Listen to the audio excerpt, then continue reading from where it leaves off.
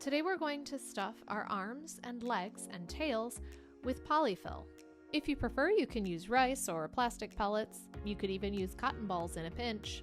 Take a small piece of the polyfill and stuff it inside your arms and legs. It may be helpful to have a paintbrush or a stick of some kind to push your polyfill in. Put in as much as you need so that your arm and leg and tail feel fluffy.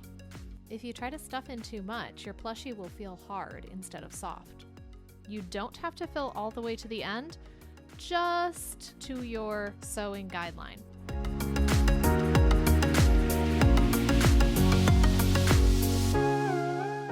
This tail is going to be especially difficult. Breaking off small pieces, just stuff a little piece in at a time all the way down to the end and keep going until you get it filled.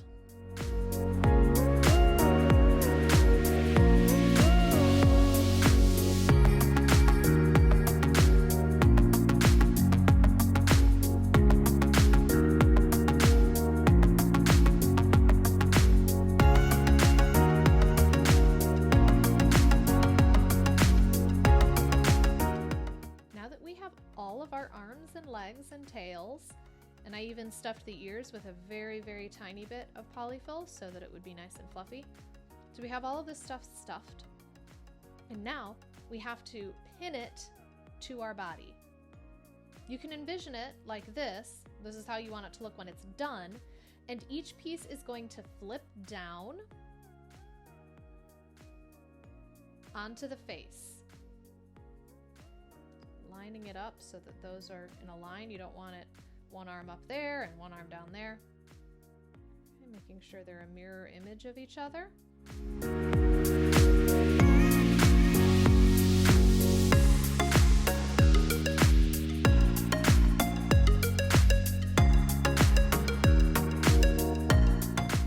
Good, and that tail we'll talk about later. I have everything in place, and it looks like my animal is kind of curled up into a ball. I'm going to now pin each of these pieces on, making sure that my pin is fully on the outside of my sewing guideline. I notice I'm moving some of the pieces as I'm pinning, so I'll probably have to double check the position for each one right before I pin it.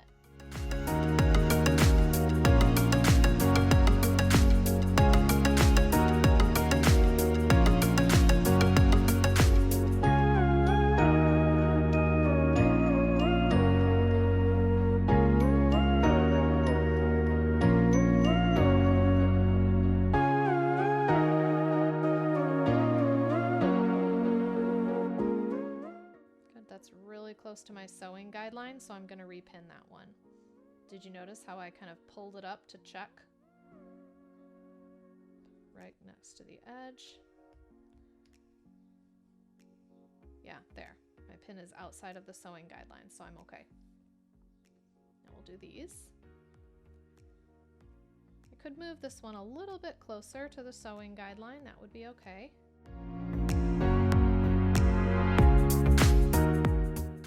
It's okay if I pin through a little bit of that polyfill.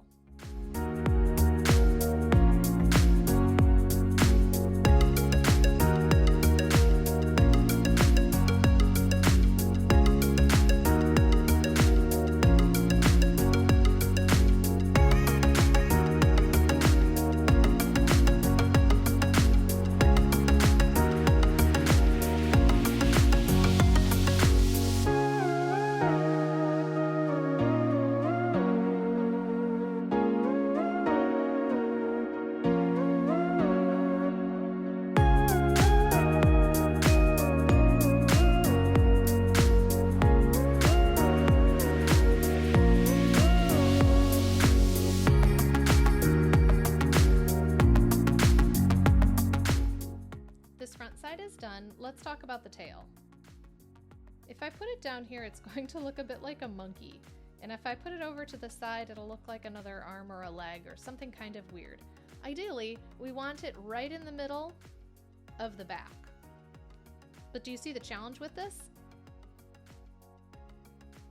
the frayed edge of our fabric will show.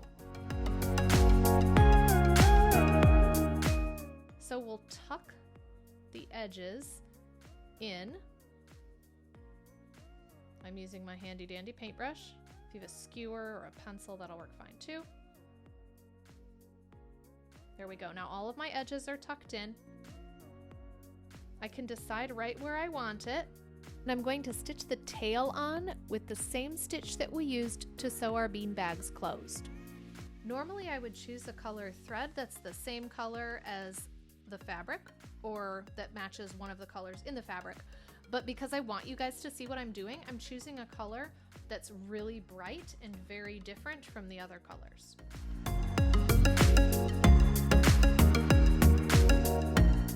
This is going to be the edge I'm going to sew along. So I'll go down and then back up right next to it, and I'll tie my end knot. Remember, it's okay if there's a tail because we can just hide it later.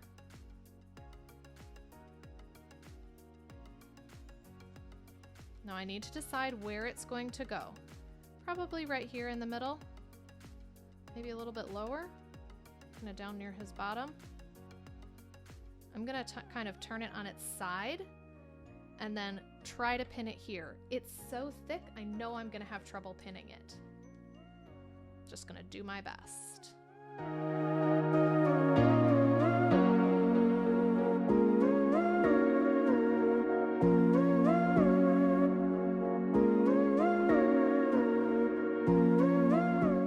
Have it sort of pinned in place as best I can, and now I'm going to start sewing it closed.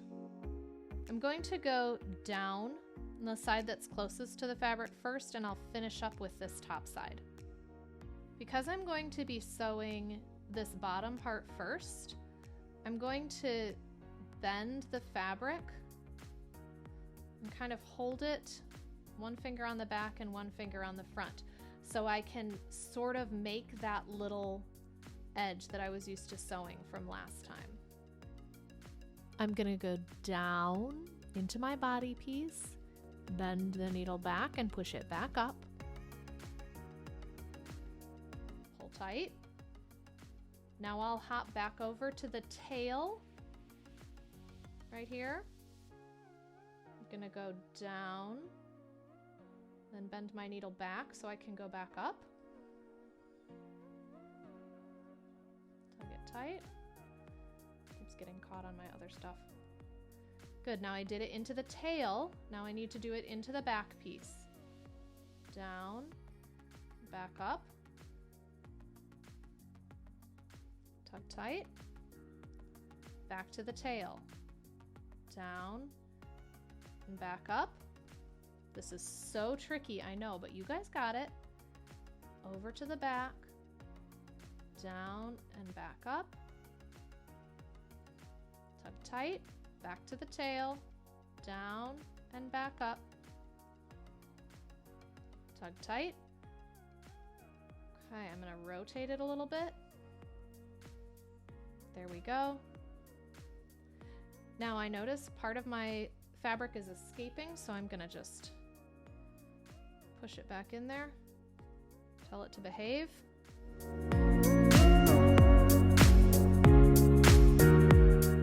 So here I am.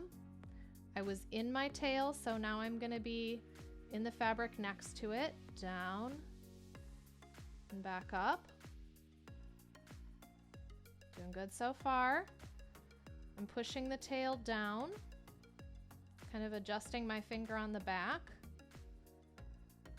And I'm gonna go into the tail, down and back up, using my thumb or my finger on the back to push the fabric closer. From the tail to the fabric, down and back up,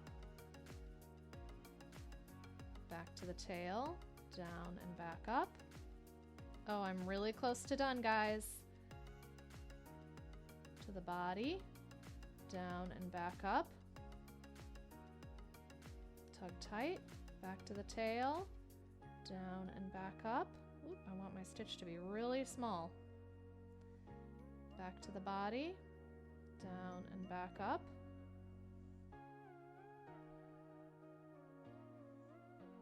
Back to the tail. I think 2 more stitches. 1. Oops. 1. And then to the body again. Now that I'm right back where I started, I can either use the strategy that I already know of to do an end knot, or I can tie my new tail to my old tail.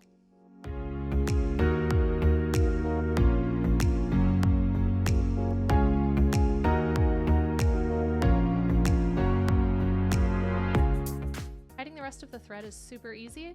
I'll just poke my needle through to the other side.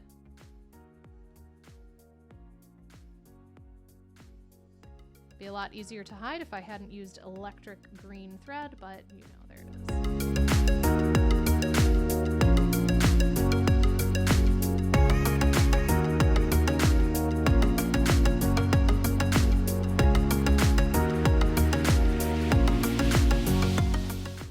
Now let's unpin it. Make sure it does what we want it to do. Perfect. It does. That'll be a cute cat tail.